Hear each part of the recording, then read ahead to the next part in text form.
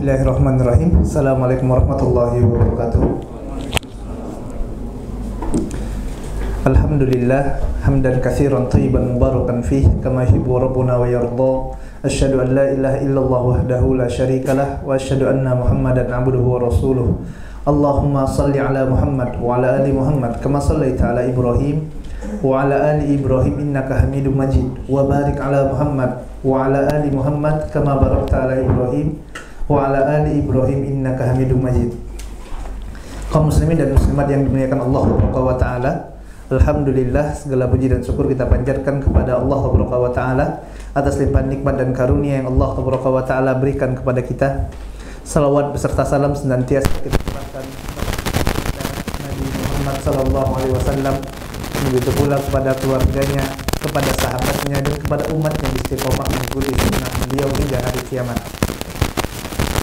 Jamaah yang dimuliakan Allah Subhanahu wa taala, dan sebelum kita melanjutkan pembahasan kita dari kitab Ushul Sunnah Imam Ahmad bin Hanbal rahimahullahu taala anhu, kami ucapkan ahlan wa sahlan wa marhaban bikum kepada para tulabul judud, ya, kepada para santri baru, santriwati mustawa awal di program I'dad Lughawi Ma'had Al-Aiman Pontianak ini, yang mana pada kesempatan ini insyaallah, ya, di hari pertama antum ini kita akan melanjutkan. Ini bukan dars yang pertama, ya, kita udah ada beberapa pertemuan sebelumnya yang mana kita bersamaan insyaallah akan membahas dars akidah yang berkaitan dengan akidah Ahlussunnah wal Jamaah tentunya, yang mana kita ambil pembahasan ini dari kitab Imam Ahmad bin Hanbal rahimahullah ta'ala, salah satu imam Ahlussunnah yang insyaallah kita semua mengenalnya, yang tidak diragukan lagi bagaimana kesikohan ilmu beliau, kemudian bagaimana kuatnya beliau dalam memegang sunnah Nabi yang mulia sallallahu alaihi wasallam, dan ini merupakan salah satu kitab yang sangat direkomendasikan oleh para ulama untuk kita semuanya mempelajarinya. Dan sebagaimana telah kita sampaikan tadi bahwasanya ini bukan pertemuan yang pertama. Jadi nanti apabila antum ingin, ini kok udah di tengah-tengah gitu ya, udah mungkin pertemuan yang kesekian kalinya, nanti bisa dilihat kembali di YouTube-nya Ma'had Al-Aiman ataupun di Instagram-nya, untuk tadi biar tidak tertinggal lebih jauh dari pembahasan-pembahasan yang telah kita sampaikan pada pertemuan-pertemuan yang telah lewat. Ikhwani wa akhwati rahimani rahimakumullah, pada kesempatan kali ini ya kita akan membawakan tema dari perkataan Imam Ahmad ini, yaitu tema pembahasan kita, larangan bertanya cukup benar. Ini adalah lanjutan dari pembahasan sebelumnya, yang mana pada pertemuan sebelumnya kita membahas bahwasannya as-sunnah ataupun agama ini, ya, syariat Allah Taala ini, baik itu apa yang datang dari Al-Qur'anul Karim ataupun dari hadis Nabi yang mulia sallallahu alaihi wasallam, kita sebagai ahlus sunnah wajib bagi kita untuk mengimaninya. Bukanlah akal kita jadikan sebagai timbangan untuk menetapkan sunnah ini benar atau salahnya. Apabila akal kita ternyata tidak mampu memahami sunnah tersebut, dan memang akal manusia memiliki begitu banyak sekali keterbatasan, dikarenakan memang akal ini salah satu indera yang Allah Subhanahu wa taala berikan, dan indera memang ada batasan-batasannya, maka iman kita mengatakan bahwasanya kita harus membenarkannya. Kita harus mengatakan bahwasanya akal kita yang kurang mampu, akal kita yang salah, kita yang belum faham, dan syariat Allah itu pasti yang benar. Dengan catatan tadi, itu datang dari Allah Subhanahu wa taala dan sahih datang dari Rasul yang mulia sallallahu alaihi wasallam.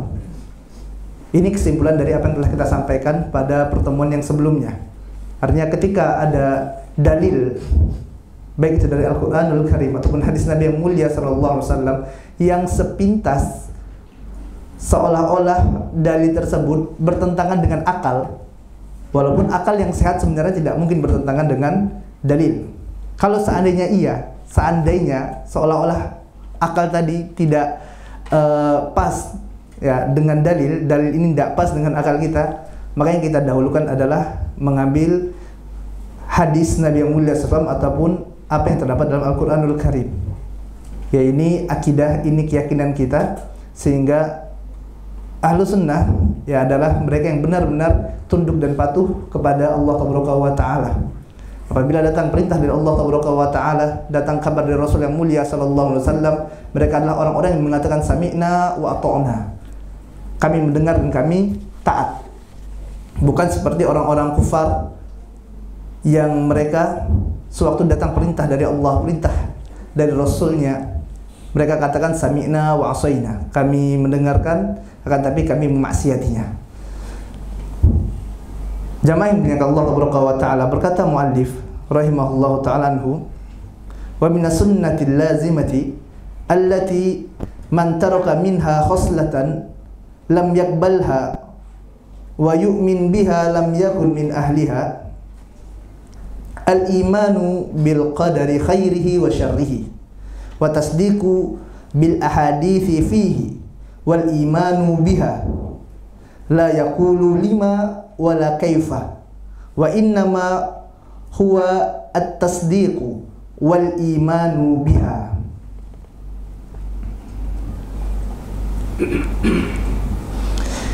Pada ungkapan kali ini jamaah yang Allah Taala dalam kitab Ushul Sunnah ini, ya setelah Imam Ahmad bin Hanbal rahimahullahu taala anhu, ya Imam Ahlus Sunnah, kita yakini bahwasanya ya Imam Ahmad dan imam-imam yang lainnya, Imam Syafi'i, Imam Abu Hanifah, Imam Malik, ya mereka memang ada perbedaan dalam masalah fikih. Masalah fikih memang berbeda gitu. Tapi dalam masalah akidah, akidahnya semuanya sama. Ya, jangan katakan Ustaz ana Syafi'i, ini kan Hambali, itu masalah fikih. Ya. Adapun masalah akidah ini mereka semuanya sama, satu. Akidahnya apa? Ahlussunnah wal Jamaah. Apa yang datang dari Rasul, mereka mengikuti sunnah Rasul yang mulia sallallahu alaihi wasallam, ya, sebagaimana para sahabat mengikuti sunnah tersebut. Peninggalan Nabi yang mulia SAW berupa sunnah diikuti oleh para sahabat, kemudian diikuti oleh para tabi'in, kemudian diikuti oleh para a'immah, kemudian diikuti oleh orang-orang yang mengikuti mereka sampai hari kiamat nanti. Ini as-sunnah. Udah kita sampaikan ya pada kesempatan yang sebelumnya. Nanti antum bisa lihat kembali. Jadi jangan sampai salah kaprah dengan mengatakan ini pengajiannya Hambali gitu kan, ana Syafi'i, ini fanatik mazhab gitu. Ini salah. Ini dalam masalah fikih memang berbeda, tapi dalam masalah akidah tidak ada perbedaan dari para imam-imam Ahlus Sunnah tersebut. Nah, jamaah yang dimuliakan Allah Taala, barakallahu fiya wa fikum. Semoga Allah memberkahi ana dan antum semuanya, dan semoga Allah Taala memberikan kepada kita hidayah untuk dapat senantiasa tegar di atas Shiratal Mustaqim. Di sini muallif rahimahullah taala ya setelah beliau menjelaskan tentang usul atau pokok-pokok akidah Ahlus Sunnah wal Jamaah, yang mana di antara usul tersebut, pokok-pokok tersebut, ya beliau membawakan pokok-pokok ini diantaranya adalah Ahlus Sunnah adalah orang-orang yang senantiasa berpegang teguh dengan sunnahnya para sahabat, serta menjadikan para sahabat ini sebagai teladan dalam kehidupan. Di sini sudah kita sampaikan kenapa Imam Ahmad membawakan di antara ciri pokok akidah Ahlussunnah adalah at-tamassuku bima kana alaihi ashabu Rasulillah sallallahu alaihi wasallam, berpegang teguh dengan apa yang ada padanya para sahabat Nabi yang mulia sallallahu alaihi wasallam. Dikarenakan orang-orang yang menyelisihi sunnah, firqah atau firqah yang menyimpang, ini mereka senantiasa berhujjah dengan Al-Quran, dengan sunnah, dengan hadis. Dan ini benar, bukan salah. Orang apabila mengambil rujukan kepada Al-Quran, kepada hadis Nabi, maka ini benar. Akan tapi yang jadi pokok permasalahannya di sini adalah sewaktu mereka salah dalam memahami dalil tersebut. Oleh sebab itu Syekhul Islam Ibnu Taimiyah rahimahullah taala menjelaskan bahwasanya sebab manusia itu menyimpang dari siratal mustaqim, dari kebenaran itu ada dua. Yang pertama adalah alla yustadalla bima laysa bid-dalil, yaitu mereka tidak mengambil rujukan dari dalil. Mereka tidak mengambil rujukan dari Al-Quran, tidak pula dari hadis Nabi yang mulia sallallahu alaihi wasallam. Maka ini orang akan salah dalam memahami agama Islam. Kenapa? Bukan mengambil dari Allah, bukan mengambil dari Rasulnya. Ini sebab yang pertama. Sebab yang kedua kata Syekhul Islam adalah an yukhti'a fi fahmid dalil, yaitu mereka ini salah karena apa? Keliru dalam memahami dalil. Dan ini yang kebanyakan seperti ini. Mereka tidak mau memahami agama berdasarkan dengan apa yang dipahami oleh para sahabat, yang notabene sahabat ini merupakan murid-murid dari Nabi yang mulia sallallahu alaihi wasallam. Kalau seandainya mereka kaum muslimin semuanya rujuk kepada pemahaman para sahabat, niscaya mereka tidak akan menyimpang dari siratal mustaqim. Oleh sebab itu tadi Imam Ahmad mengambil pokok akidah Ahlussunnah wal Jamaah yang pertama adalah berpegang teguh dengan sunnahnya para sahabat. Dan apabila mereka berpegang teguh dengan sunnahnya para sahabat ini, ya maka mereka akan meninggalkan tuh perkara-perkara yang memang tidak ada sunnah dari Nabi mulia sallallahu alaihi wasallam, tidak ada tuntunannya. Kenapa? Karena mereka orang yang paling paham setelah Nabi yang mulia sallallahu alaihi wasallam tentang syariat yang dibawa oleh Muhammad sallallahu alaihi wasallam. Hal ini dikarenakan para sahabat ini merupakan murid-muridnya Nabi. Rasul langsung yang mengajarkannya, Rasul yang mulia sallallahu alaihi wasallam langsung yang mendidiknya. Dan tidak ada pengajar yang lebih baik daripada Muhammad sallallahu alaihi wasallam. Ini murid-muridnya Rasulullah sallallahu alaihi wasallam. Oleh sebab itu apa yang ada pada masa mereka sebagai agama, maka itulah agama Islam yang benar. Dan apabila kita ingin lurus dalam memahami agama ini, ikutlah bagaimana pemahaman murid-muridnya Nabi yang mulia sallallahu alaihi wasallam tersebut.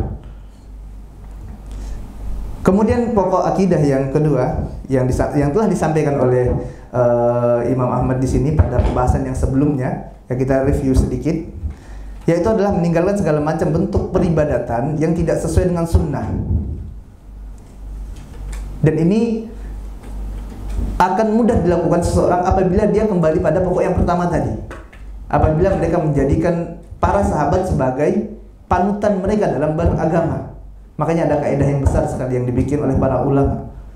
Law kana khairan sabaquna ilaih. Kalaulah seandainya perbuatan ini baik, khair, tentulah mereka orang-orang soleh sebelum kita dahulu, para sahabat Nabi lebih dahulu dari kita untuk mengerjakannya. Kemudian pokok dari akidah Ahlussunnah juga yang telah disampaikan pada pembahasan sebelumnya itu meyakini bahwasanya segala macam bentuk bid'ah atau penyimpangan dalam agama yang tidak sesuai dengan sunnah Nabi yang mulia sallallahu alaihi wasallam ini haruslah kita yakini bahwasanya itu adalah suatu kesesatan. Kenapa? Karena Nabi yang mulia sallallahu alaihi wasallam mengatakannya, kullu bid'atun dhalalah. Setiap bid'ah itu sesat kata Nabi yang mulia sallallahu alaihi wasallam. Siapa yang mengatakan? Rasul yang mulia sallallahu alaihi wasallam.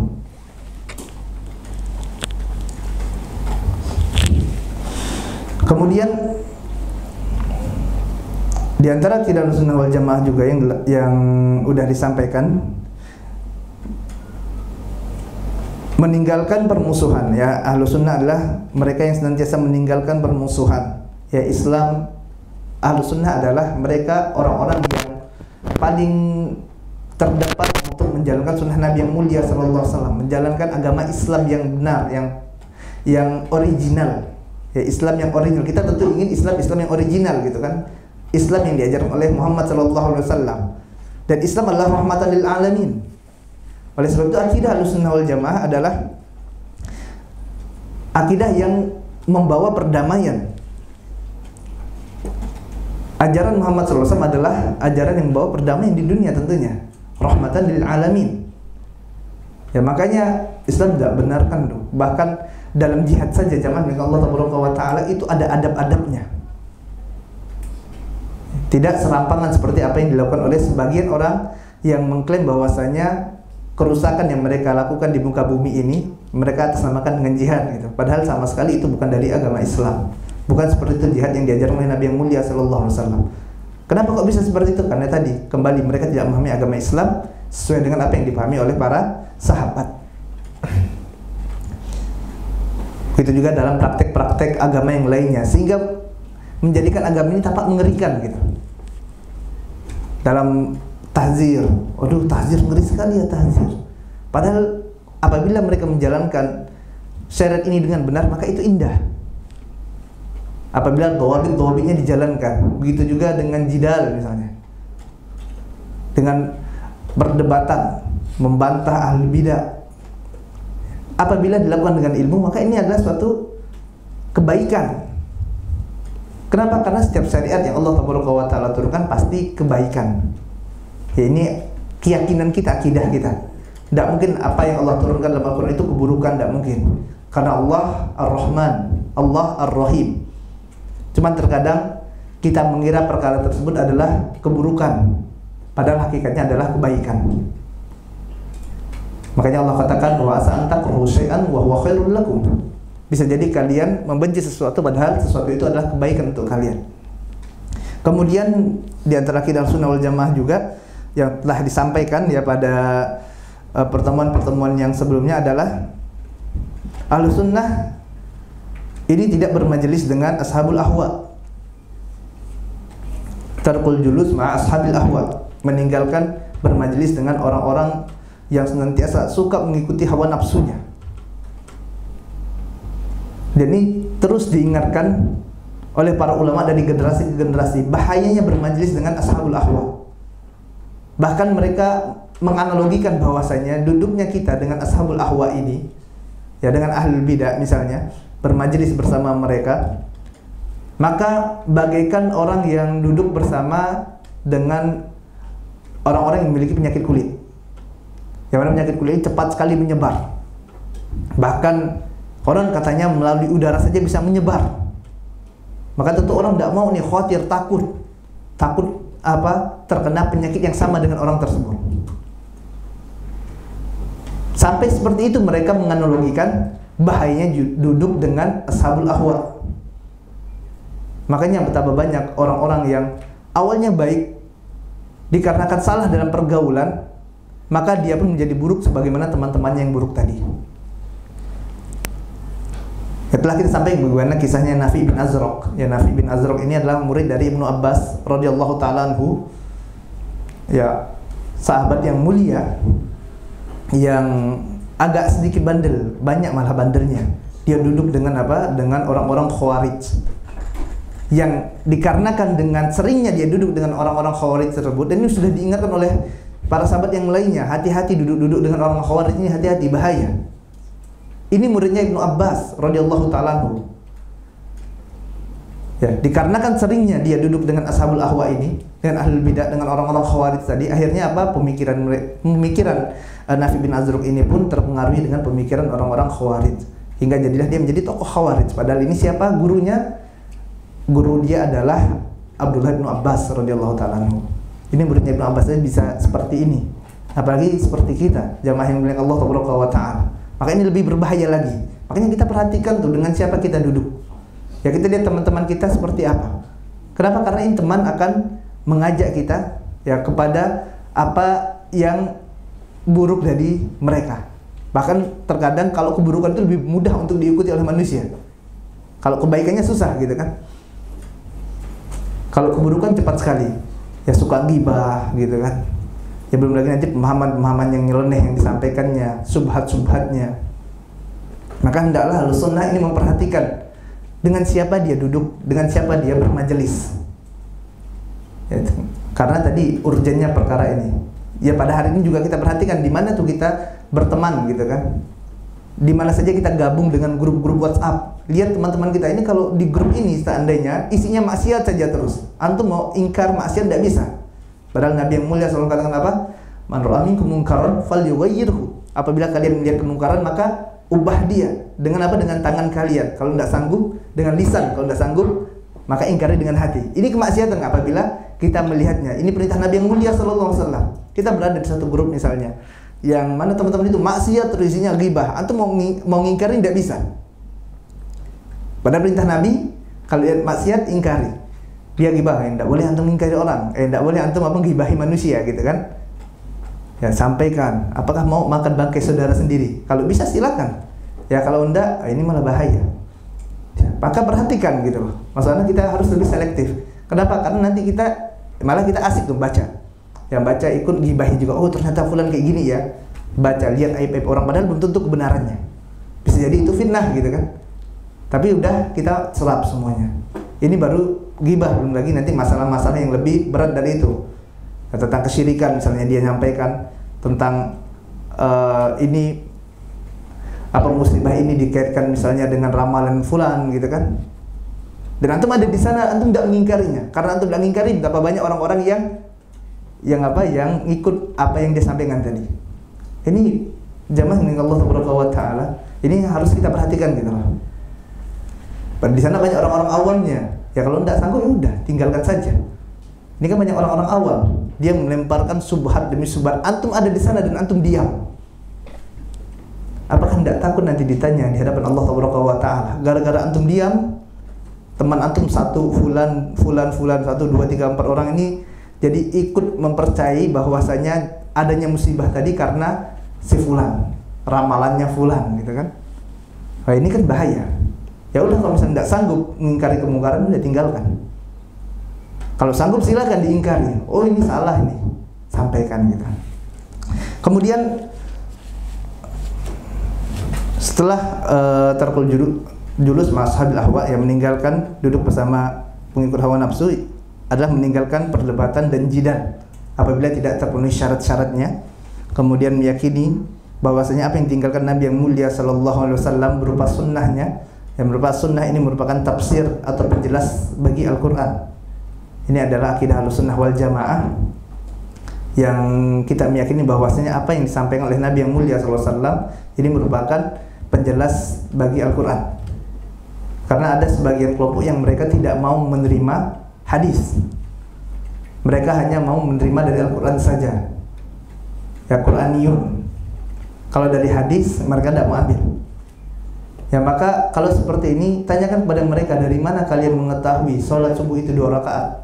Taunya dari mana sholat zuhur 4 rakaat? Taunya dari mana sholat asar itu 4 rakaat? Sholat maghrib 3 rakaat, sholat isya 4 rakaat? Kalau bukan dari hadis, maka mereka tidak akan bisa menjawab. Tapi yang seperti ini ada, yang mereka tidak mau mengambil apa yang datang dari Nabi yang mulia sallallahu alaihi wasallam dan hanya mau mengambilnya dari Quran saja. Adapun ahlu sunnah adalah mereka yang mengimani bahwasanya Al-Quran adalah hak, dan as-sunnah ini juga merupakan adalah suatu kebenaran yang harus kita imani dan kita yakini kebenarannya. Kemudian di antara akidah Ahlussunnah wal Jamaah juga yang telah disampaikan oleh Imam Ahmad, as-sunnah tidak dapat diukur dengan akal dan tidak pula hawa nafsu.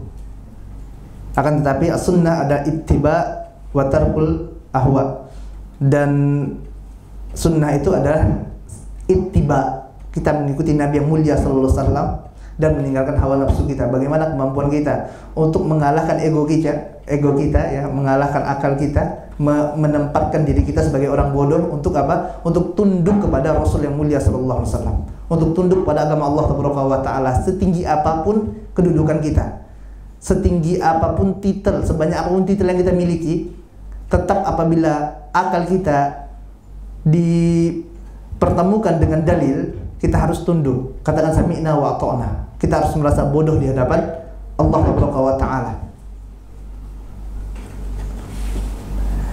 Nah, jadi setelah menjelaskan pokok-pokok akidah ini, jamaah yang dimuliakan Allah Taala, yang tadi telah kita sampaikan, Imam Ahmad menjelaskan tentang permasalahan-permasalahan yang penting, yang dia merupakan cabang dari pokok-pokok akidah yang tadi telah kita sebutkan. Pada bagian pertama tadi ya dari pokok akidah Ahlussunnah wal Jamaah ini, ya Imam Ahmad telah menjelaskan tentang bagaimana keharusan kita untuk mengikuti para sahabat Nabi dan meninggalkan hawa nafsu, meninggalkan segala macam bentuk amalan yang menyelisih sunnah Nabi yang mulia sallallahu alaihi wasallam, dan meninggalkan segala macam bentuk permusuhan dan hal-hal yang dapat menyebabkan permusuhan antara kaum muslimin. Ini semua merupakan konsekuensi dari ittiba mengikuti sunnah Nabi yang mulia sallallahu alaihi wasallam dan mengikuti Al-Qur'anul Karim. Kemudian setelah itu barulah Imam Ahmad rahimahullah ta'ala menjelaskan tentang hisalul iman, yaitu macam-macam karakteristik dari iman dan karakteristik dari as-sunnah, yang mana beliau rahimahullah ta'ala mengatakan wa minas sunnati al-lazimati allati man taraka minha khoslatan lam yakbalha wa yu'min biha lam yakun min ahliha. Dan termasuk sesuatu yang lazim, yang harus bagi seorang ahlu sunnah, ya, adalah termasuk suatu kelaziman. Barang siapa yang dia meninggalkan sunnah dan menentang sunnah serta tidak menerima sunnah tersebut, maka dia bukan termasuk ahlinya. Lam yakun min ahliha, maka dia bukan termasuk ahlinya. Yaitu apabila seorang itu dia menentang sunnah Nabi yang mulia sallallahu alaihi wasallam, tidak mau beriman dengannya, tidak mau mengikuti apa yang dikatakan oleh Nabi yang mulia sallallahu alaihi wasallam, maka orang seperti ini tidak pantas mengaku dirinya sebagai ahlus sunnah. Bagaimana bisa? Sunnah Nabi tidak dia kerjakan, bahkan dia membenci orang yang mendakwakan sunnah Nabi yang mulia sallallahu alaihi wasallam. Manusia mengajak, ayo kita ikuti sunnah Nabi yang mulia sallallahu alaihi wasallam. Ayo kita ikuti sunnah, ayo kita dakwakan tauhid sebagaimana ini merupakan dakwah Nabi dan Rasul. Dia malah menjadi orang yang paling pertama untuk menentang dakwah sunnah tersebut. Kemudian dia katakan, saya adalah ahlus sunnah. Bagaimana bisa seperti ini, kata Imam Ahmad rahimahullah ta'ala. Dan dari ungkapan ini menunjukkan bahwasannya seorang yang mengklaim dirinya sebagai seorang ahlus sunnah, maka hendaklah dia menjadi orang yang paling pertama dan paling bersemangat menghidupkan sunnah Nabi yang mulia sallallahu alaihi wasallam. Kita mengatakan saya adalah ahlus sunnah, maka kita harus berjuang sekuat tenaga kita. Kita gunakan semua potensi yang kita miliki untuk apa? Untuk mengamalkan sunnah-sunnah yang kita ketahui. Apa sunnah tersebut yang kita dapat? Ya udah, kita berupaya untuk mengamalkannya, walaupun hanya sekali dalam kehidupan kita. Kita berupaya semaksimal mungkin. Kenapa? Karena kita ahlu sunnah. Ya, karena kita tidak ingin dikatakan orang yang mengklaim dirinya ahlu sunnah, akan tetapi ternyata klaimnya sangat jauh dari apa yang dia amalkan dalam kehidupannya. Ya, klaim semata tentulah tidak mencukupi, akan tapi seorang yang mengklaim dirinya sebagai ahlus sunnah, maka ini memiliki konsekuensi yang harus dia lakukan agar klaim yang dia ucapkan bahwasanya dia adalah ahlus sunnah tersebut ini bukanlah klaim yang dusta. Dan ahlus sunnah adalah mereka yang beramal dengan as-sunnah, ya, dengan sunnah Nabi yang mulia sallallahu alaihi wasallam. Dia berupaya agar setiap amalannya sesuai dengan sunnah Nabi. Dia berupaya agar bagaimana dia menjalankan kehidupan sesuai dengan sunnah Nabi yang mulia sallallahu alaihi wasallam. Dia sholat, dia upayakan bagaimana sholatnya sama dengan sholat Nabi yang mulia sallallahu alaihi wasallam. Dia bermuamalah dengan tetangganya, bagaimana sih Rasulullah sallallahu alaihi wasallam bermuamalah dengan tetangga? Bagaimana sih Rasulullah sallallahu alaihi wasallam bermuamalah dengan istrinya? Dia berupaya agar apa yang dia lakukan ini sesuai dengan sunnah Nabi yang mulia sallallahu alaihi wasallam. Inilah ahlu sunnah. Oleh sebab itu, ya, kalaulah seandainya ahlu sunnah ini adalah ya siapa saja yang dia mengikuti sunnah Nabi yang mulia sallallahu alaihi wasallam, maka tidak boleh bagi sebagian orang atau sebagian kelompok mengklaim bahwasanya hanya mereka sajalah ahlu sunnah. Dikarenakan apa? Sunnah ini bukanlah sesuatu yang bisa diklaim milik sebagian kelompok saja. Sunnah ini, ahlu sunnah bukanlah sesuatu yang bisa diklaim oleh suatu organisasi atau oleh suatu negara, oleh suatu kerajaan yang apabila orang tersebut bukan dari mereka, apabila orang tersebut tidak memiliki tanda tangan atau kartu anggota dari mereka, maka bukan termasuk ahlu sunnah. Maka tentulah hal seperti ini tidak benar. Atau misalnya orang kalau tidak ikut partai ini bukan ahlu sunnah. Nah, ini adalah suatu kekeliruan. Akan tetapi siapa saja yang mereka menjalankan kehidupan ini sesuai dengan sunnah Nabi yang mulia sallallahu alaihi wasallam, maka mereka adalah ahlu sunnah. Kemudian muallif rahimahullah ta'ala mengatakan al-imanu bil qadari khairihi wa syarrihi wa tasdiqu bil ahadithi fihi wal imanu biha la yaqulu lima wa kaifa. Wajib bagi ahlu sunnah wal jamaah untuk beriman kepada takdir Allah, syarrihi khairihi wa syarrihi, baik itu takdir yang baik ataupun takdir yang buruk. Dan wajib pula bagi mereka untuk membenarkan hadis-hadis yang datang tentang perkara takdir ini, dan wajib bagi mereka mengimaninya, serta tidak boleh bagi mereka untuk mengatakan lima wa kaifa, yang tidak boleh bagi mereka untuk mengatakan mengapa dan bagaimana gitu. Wa innama huwa tasdiqu wal imanu biha, karena kewajiban kita hanyalah untuk membenarkan dan mengimaninya. Ya, kewajiban kita terhadap hadis-hadis Nabi tersebut yang berbicara tentang masalah takdir. Dan hadis-hadis yang lain tentunya adalah apa? Untuk membenarkan hadis-hadis sahih tersebut, untuk mengamalkannya, bukan untuk menentangnya gitu. Bahkan iman kepada takdir ini, jamaah yang dimuliakan Allah wa ta'ala, barakallahu fiyya wa fikum, semoga Allah memberkahi ana dan antum semuanya, dia merupakan salah satu dari rukun iman, yang mana tidaklah sempurna keimanan seseorang apabila satu saja dari rukun iman ini tidak ada pada dirinya. Iman kepada Allah, iman kepada malaikat-malaikatnya, iman kepada kitab-kitabnya, iman kepada rasul-rasulnya, iman kepada hari kiamat, iman kepada takdir. Ini harus ada pada diri seorang muslim. Apabila tidak ada satu saja dari keimanan ini, maka percuma amal solehnya tidak akan diterima oleh Allah Subhanahu wa ta'ala. Dia tidak beriman kepada Rasul, satu saja dia tidak beriman kepada Rasul-Rasul yang Allah Subhanahu wa ta'ala utus, maka amalannya terancam tidak akan diterima oleh Allah Subhanahu wa ta'ala.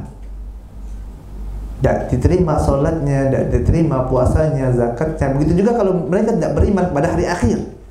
Benar tidak ya nanti dibangkitkan? Jangan-jangan setelah mati nanti dihidupkan lagi. Kalau amalannya bagus, bisa dibangkitkan jadi dewa. Kalau amalannya buruk, nanti dibangkitkan jadi binatang. Ya, ini bahaya iman seperti ini. Dia tidak beriman pada apa? Hari akhir, tidak beriman pada surga, tidak beriman pada neraka. Dan ini harus ada pada diri seorang muslim. Begitu juga iman kepada takdir Allah wa ta'ala. Ini pun harus ada, baik itu takdir yang baik ataupun takdir yang buruk. Karena tadi sebagaimana kita katakan, kalau tidak beriman kepada salah satu dari rukun iman ini, tidak beriman pada takdir, maka tidak ada gunanya tuh solatnya, zakatnya, puasanya, hajinya, tidak diterima di sisi Allah wa ta'ala, kecuali apabila dia bertobat kepada Allah wa ta'ala dan kembali kepada iman yang benar. Al-imanu bil qadari khairihi wa syarrihi. Wajib bagi ahlu sunnah wal jamaah untuk mengimani takdir Allah wa ta'ala, khairihi wa syarrihi, baik itu takdir yang baik dan takdir yang buruk. Harus kita imani bahwasanya takdir yang baik dan yang buruk itu ada. Dan ini adalah dari Allah wa ta'ala. Dan yang dimaksud dengan takdir yang buruk di sini, ya, limanu bil qadari khairihi wa syarrihi, beriman pada takdir yang baik dan yang buruk. Yang dimaksud dengan takdir yang buruk adalah buruk ini nisbi, buruk dari sisi makhluk. Buruknya itu dari sisi manusianya. Manusia mengira, oh ini takdir ini keburukan. Artinya buruknya itu nisbi gitu, relatif. Padahal bisa jadi yang dia kira itu adalah keburukan, pada hakikatnya itu adalah kebaikan untuk dirinya. Dan tentu di sana pasti ada hikmahnya. Pasti ada hikmah dari apa yang telah Allah Ta'ala tetapkan tersebut. Yang mana terkadang manusia bisa langsung mengetahui dari suatu musibah yang menimpanya, dia kadang bisa langsung tahu, oh alhamdulillah ini hikmahnya ternyata. Kadang ada yang 10 tahun baru tahu, oh hikmahnya ternyata seperti ini. Ada yang 20 tahun, 30 tahun, 40 tahun, 50 tahun baru tahu, oh hikmahnya seperti ini. Dan tidak sedikit yang hingga dia meninggal dunia, dia tidak mengetahui hikmahnya. Kenapa? Karena keterbatasan akal manusia, keterbatasan kemampuan kita, kelemahan kita sebagai seorang makhluk dari makhluk-makhluk Allah Ta'ala. Allah Ta'ala mengatakan dalam Quran surah Al-Baqarah ayat 216, kutiba alaikumul qitalu wa huwa kurhul lakum wa asa an takrahu syai'an wa huwa khairul lakum wa asa an tuhibbu syai'an wa huwa syarrul lakum wallahu ya'lamu wa antum la ta'lamun. Diwajibkan atas kalian berperang, kata Allah Ta'ala. Sedangkan berperang itu, jihad itu adalah sesuatu yang kalian benci. Wa asa an takrahu syai'an, bisa jadi kalian membenci sesuatu padahal sesuatu tersebut adalah kebaikan bagi kalian. Wa asa an tuhibbu syai'an, dan bisa jadi kalian mencintai sesuatu, menyukai sesuatu padahal sesuatu itu adalah keburukan bagi kalian. Wallahu ya'lam wa antum la ta'lamun. Allah mengetahui dan kalian tidak mengetahui. Betapa banyak jamaah yang Allah Ta'ala hikmah-hikmah yang terdapat dari musibah-musibah yang menimpa seorang hamba. Dan yang harus kita yakini bahwasanya ya setiap musibah tersebut pastilah kebaikan untuk seorang muslim. Pasti kebaikan baginya. Minimal itu akan menghapuskan dosa.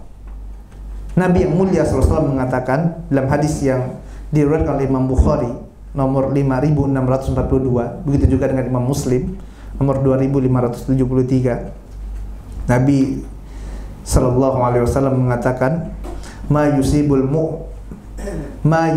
muslima min nasabin wala wasabin wala hammin wala huznin wala adhiu wala ammin, ya tidaklah seorang muslim itu tertimpa suatu kelelahan, kemudian penyakit, kemudian rasa khawatir, kemudian tertimpa kesedihan, rasa sedih, kemudian tertimpa gangguan,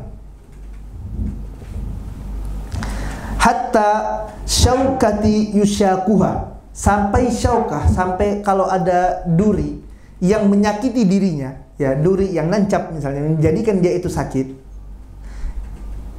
illa kafarallahu biha min khotoyahu, melainkan dikarenakan hal tersebut Allah Ta'ala akan menghapuskan dosa-dosanya. Subhanallah. Ya, ini balasan minimal yang didapat oleh seorang muslim ketika dia terkena musibah.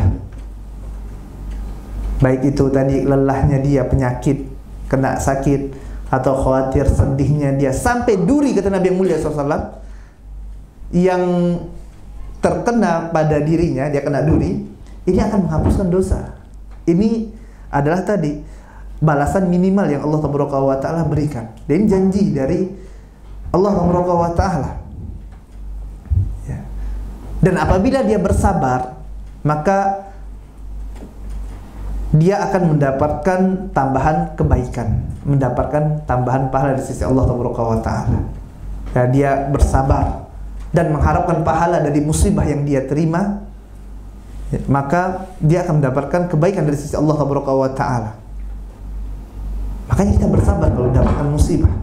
Bukankah Allah Taala mengatakan dalam Quran surah Al-Baqarah, "Wasta'inu bis-sabri was-shalah." Jadikanlah sabar dan salat itu sebagai penolongmu, kata Allah Taala. Jadikan, ya, apabila tertimpa musibah, ada masalah, ya, salat dan bersabar.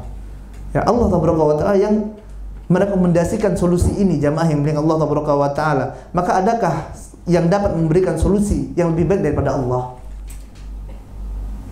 Akan tapi kebanyakan manusia, ya, mereka lalai. Mereka tidak mengharapkan pahala dari musibah yang menimpa mereka. Musibah-musibah kecil udah berlalu begitu saja. Mereka tidak mengharapkan pahala dari apa yang telah dijanjikan oleh Rabbul Alamin. Mereka tidak mengharapkan pahala dari sisi Allah Taala. Kenapa? Karena menyangka musibah itu musibah kecil saja, gitu. Jalan kesandung, musibah enggak? Musibah. Tapi ya udah, karena perkara yang kecil, mereka tidak mengharapkan pahala dari sisi Allah Taala. Jalan kemudian, ya, kejedot gitu kan, nabrak, tidak memperhatikan. Ya. Mereka tidak mengharapkan pahala dari sisi Allah Taala. Sakit-sakit yang ringan misalnya, ya, flu, batuk gitu.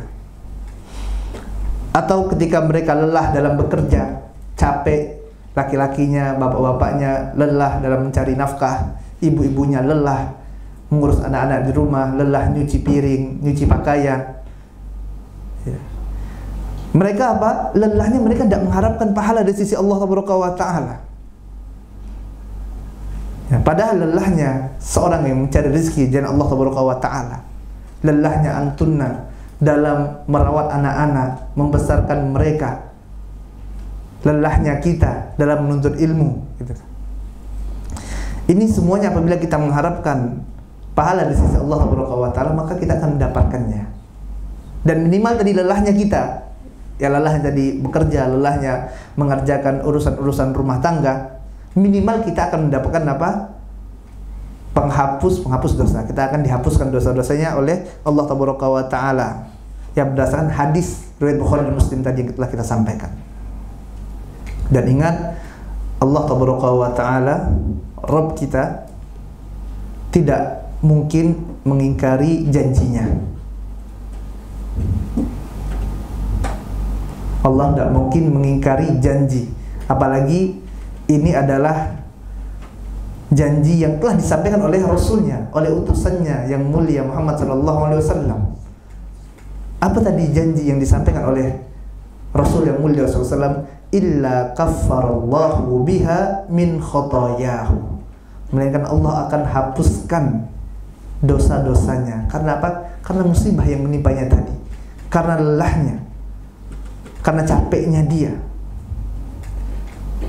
La yukhlifallahu, ya, dalam Quran surah Ar-Rum ayat 6 Allah Taala katakan, la yukhlifullahu wa'dahu walakin aktsarun nasi la ya'lamun. Allah tidak mungkin menyelisihi janjinya, tidak mungkin.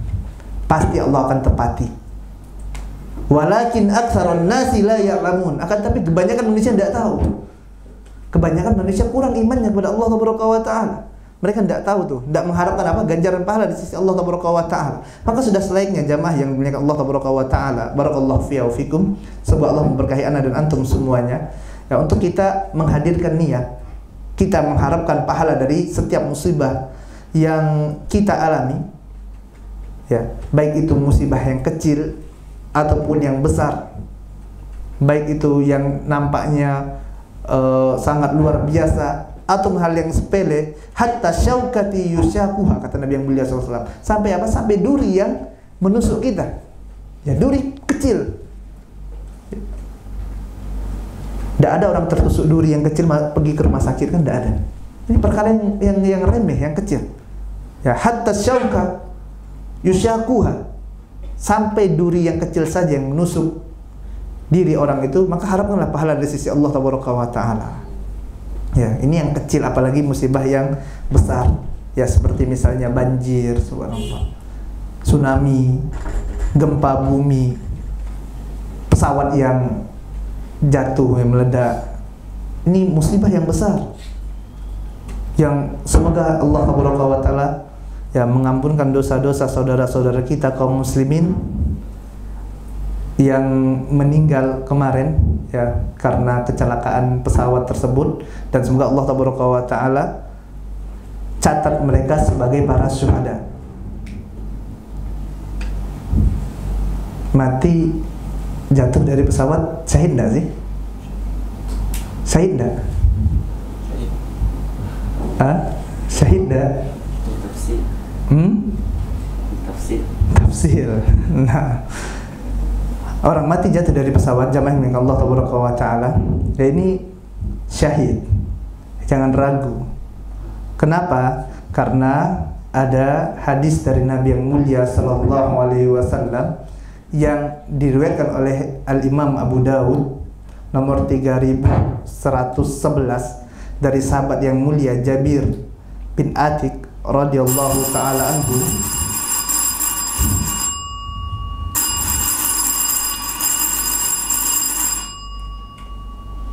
bahwasanya Rasulullah SAW menjelaskan asy-syahadatu sab'un siwal qatli fi sabilillah. Mati syahid itu ada 7 selain dari al-qatli fi sabilillah, selain dari orang yang berperang jalan Allah. Ya, selain orang yang berperang jalan Allah, mati syahid itu ada 7 kata Nabi yang mulia sallallahu alaihi wasallam. Al-mat'unu syahidun. Orang yang mati karena ta'un ini syahid.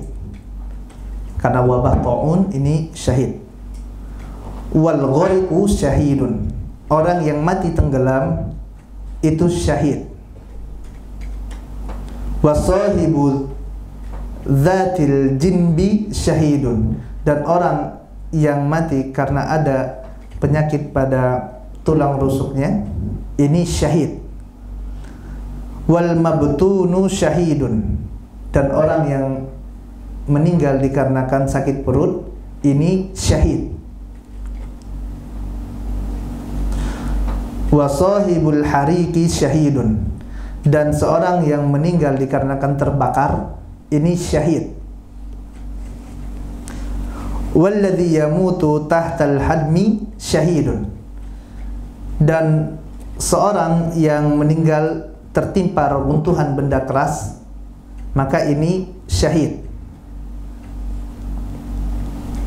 Wal mar'atu tamutu bi jum'in syahidun. Dan seorang wanita yang dia meninggal dikarenakan melahirkan, maka ini syahid. Ada berapa? Ada 7. Yang pertama tadi ya, selain dari berperang jalan Allah, yang pertama adalah meninggal dikarenakan ta'un, karena wabah. Yang kedua karena tenggelam. Yang ketiga karena mati, meninggalnya dikarenakan ada masalah, ada sakit pada tulang rusuk. Kemudian mati karena sakit perut. Kemudian mati karena terbakar. Kemudian mati tertimpa runtuhan keras. Dan yang ketujuh adalah seorang wanita yang meninggal karena melahirkan. Ini kata Nabi yang mulia SAW adalah syahid. Siapa yang mengatakan? Nabi yang mulia SAW. Syekh Shalih Fauzan rahimahullah ta'ala, ya hafizahullah ta'ala, menjelaskan bahwasanya yang meninggal kecelakaan, baik itu kecelakaan pesawat ataupun kecelakaan mobil ataupun kecelakaan ya motor gitu kan, maka ini termasuk mati syahid. Karena dikategorikan ini dikategorikan mati syahid karena dikategorikan ya mati karena tertimpa runtuhan benda keras. Ya, kemudian mungkin ada yang bertanya, Ustaz, itu di sana kan ada pelaku maksiat, Ustaz. Di sana kan ada, anak tahu misalnya si fulan itu dia suka dugem setiap malam tuh. Ya muslim gitu kan, dia suka dugem setiap malam. Maka gimana? Masa mati syahid gitu ya? Yang pertama, akhi, jannah yang dimuliakan Allah Subhanahu wa taala, ya. Apabila kita dapati dalil, ada nas, baik itu dari Al-Qur'an ataupun dari hadis Nabi yang mulia sallallahu alaihi wasallam, maka bagi kita, bagi Ahlussunnah wal Jamaah, orang yang beriman kepada Allah, dan Rasulnya, wajib bagi kita untuk mengimaninya. Jangan hukumi dengan perasaan. Yang bilang orang mati tenggelam syahid siapa? Rasul yang mulia sallallahu alaihi wasallam. Ustaz, dia kan suka mabuk Ustaz. Pas pergi pulang dari, dia tuh suka berzina Ustaz. Pulang dari tempat zinanya, dia naik kapal tenggelam. Masa syahid Ustaz? Pertama apa? Imani, karena Nabi yang mulia sallallahu yang mengatakan. Kemudian yang kedua, selama orang itu masih muslim, selama dia mentauhidkan Allah wa ta'ala, dosa apa yang tidak mungkin dihapuskan oleh Allah wa ta'ala? Selama dia mentauhidkan Allah wa ta'ala. Bukankah Rabb kita, Allah wa ta'ala, adalah Ar-Rahman? Allah itu Al-Ghafur, Maha Pengampun. Ar-Rahim, Allah juga At-Tawwabur Rahim. Allah itu Maha Penerima Tobat. Siapa yang mengetahui bahwasanya mereka sebelum naik pesawat, mereka bertobat pada Allah Subhanahu wa taala dengan taubatan nasuha, yang dengannya Allah terima tobat tersebut, kemudian Allah muliakan mereka dengan mati syahid. Subhanallah. Siapa dari kita yang mengetahui sebelum dia turun, sebelum dia pergi naik mobil misalnya, sebelum dia naik mobil, dia mengakui kesalahan di hadapan Allah Subhanahu wa taala, dia bertobat dalam hatinya. Tidak ada orang menyaksikannya, ikhlas karena Allah Subhanahu wa taala. Kemudian tobatnya diterima oleh Allah Subhanahu wa taala. Dia turun pakai mobil walaupun tidak dari tempat maksiat. Kemudian ternyata di tengah jalan ditabrak orang, meninggal. Manusia melihat zahirnya pelaku maksiat, tapi Allah Subhanahu wa taala Maha mengetahui. Mudah bagi Allah Subhanahu wa taala. Ya udah, kita imani saja zahirnya gitu. Adapun nanti, oh ini kan sebenarnya udah, kita kembali kepada Allah Subhanahu wa taala. Yang penting dia meninggal karena kecelakaan, para ulama kategorikan ini termasuk syahid. Udah, kita katakan syahid. Udah selesai. Apa ruginya sih bagi kita gitu ya? Ini mungkin kemuliaan yang Allah Subhanahu wa taala berikan. Ya, zaman ini kalau Allah Subhanahu wa taala, siapa sih dari kita yang tidak ingin mati syahid? Ya, siapa yang tidak ingin mati syahid? Tentu kita semua ingin mati syahid. Dari sahabat yang mulia Sahal bin Hunayf radhiyallahu ta'ala anhu, Rasul yang mulia sallallahu alaihi wasallam bersabda, "Man salallahu syahadati, man salallahu syahadata bisidqin, ballaghallahu manazil asy-syuhada'i wa in mata ala firashihi." Barang siapa yang dia jujur meminta kepada Allah Subhanahu wa taala untuk mati syahid, dia berdoa kepada Allah, ya Allah, mudah-mudahan mati syahid, maka Allah Subhanahu wa taala akan mengangkat derajatnya seperti para syuhada, seperti orang-orang yang mati syahid walaupun dia mati di atas tempat tidurnya. Hadis riwayat Muslim, Ibnu Majah, dan Imam Nawawi rahimahullah taala mengatakan dalam syarah Sahih Muslim, dalam hadis ini terdapat anjuran bagi seorang untuk berdoa, meminta kepada Allah Subhanahu wa taala agar apa? Agar mati dalam keadaan syahid.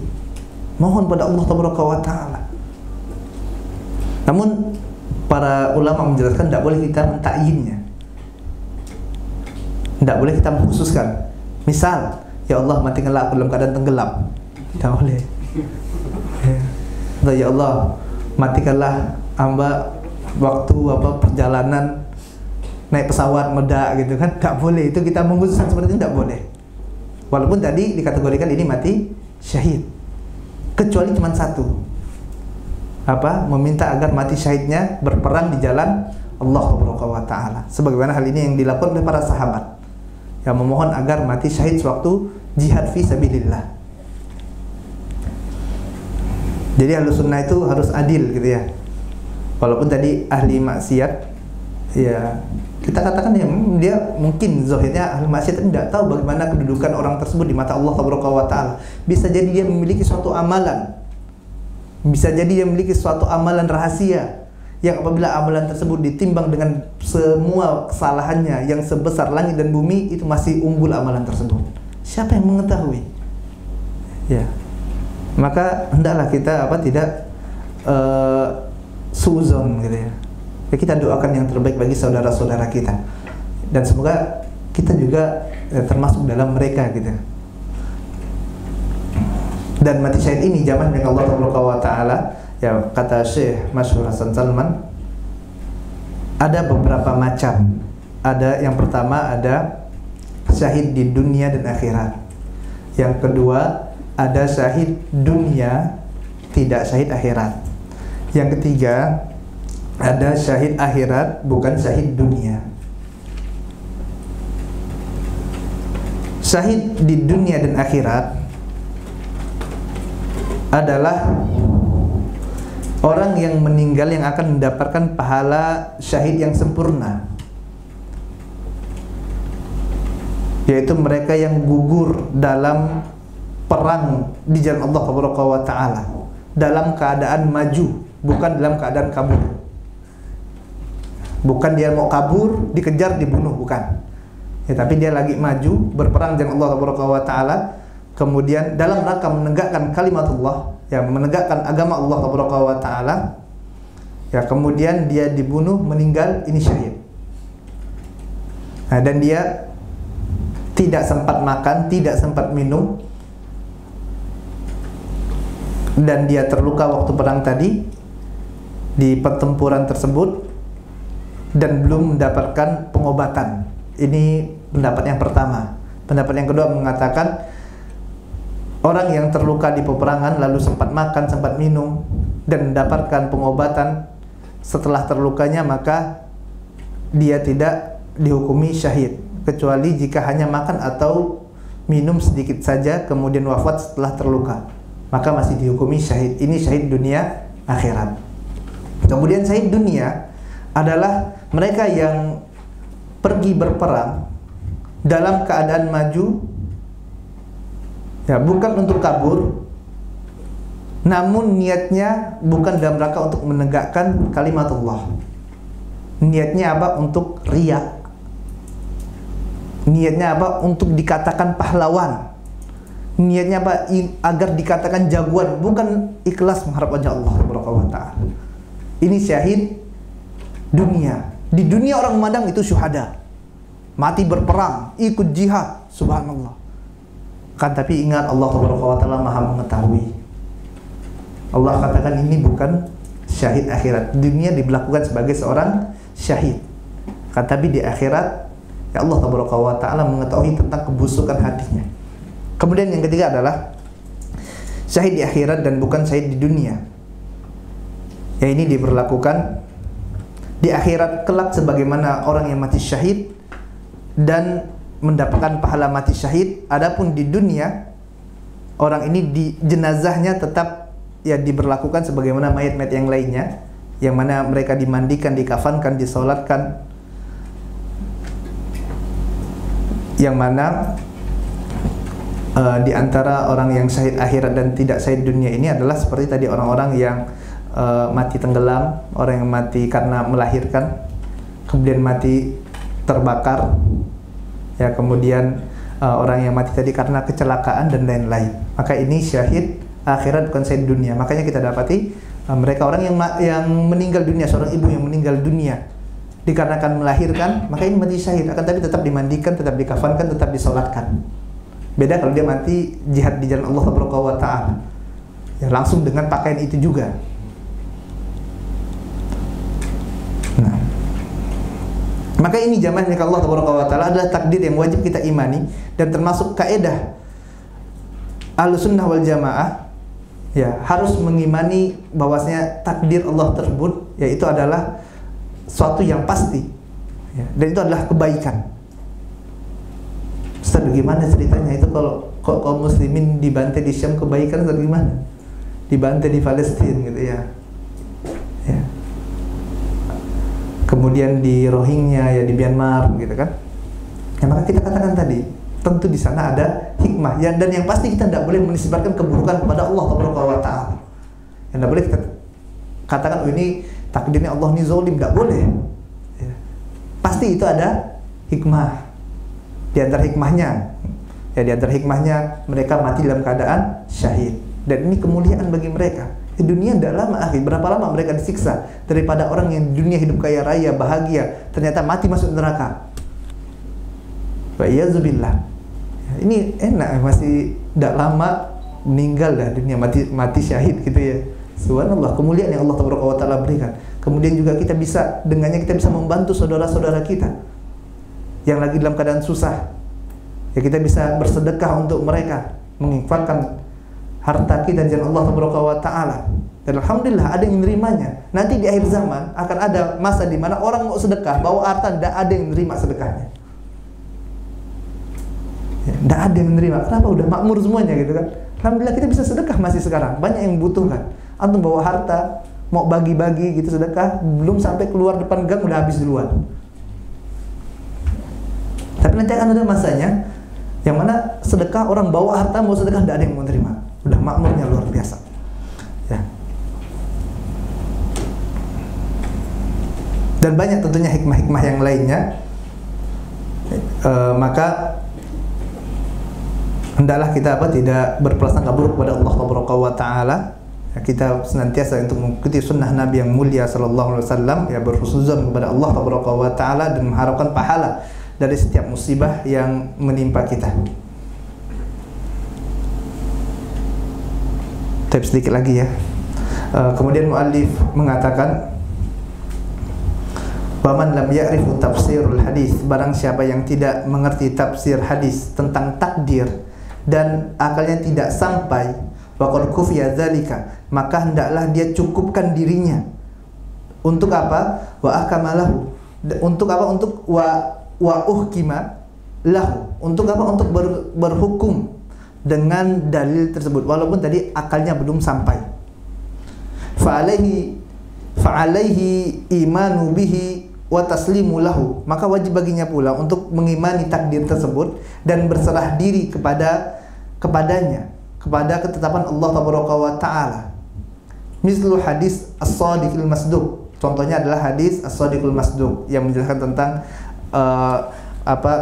kelahiran manusia, ya, yang mana manusia berada di perut ibunya sebagai setetes mani selama 40 hari, kemudian berubah menjadi setetes darah alaqah 40 hari, kemudian mudghah 40 hari, ya, kemudian tadi menjadi daging 40 hari, ya, kemudian diutus kepadanya seorang malaikat lalu meniupkan kepadanya ruh, dan malaikat tersebut diperintahkan untuk menetapkan 4 perkara takdir orang ini telah dituliskan oleh Allah Taala tentang rezekinya, tentang ajalnya, tentang amalnya, kecelakaankah atau kebaikan bagi orang tersebut. Ini hadis tentang takdir.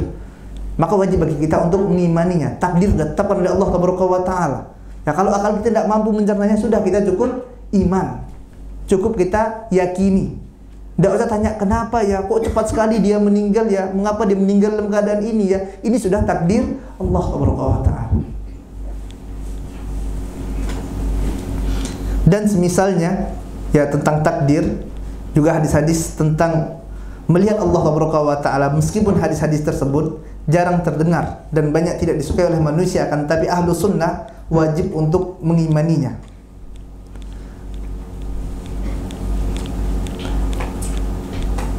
Wa an la yarudda minha harfan wahidan wa ghairuha min al-ahadithi al-ma'thurati anis thiqat, dan tidak boleh bagi ahlus sunnah untuk menolak satu huruf pun dari hadis-hadis Nabi yang mulia sallallahu tersebut, ya, hadis-hadis sahih tersebut. Tidak boleh satu huruf pun kita tolak, tidak boleh. Dan begitu pula hadis-hadis lain yang maksur dari orang-orang yang sikoh atau dari orang-orang yang terpercaya tersebut.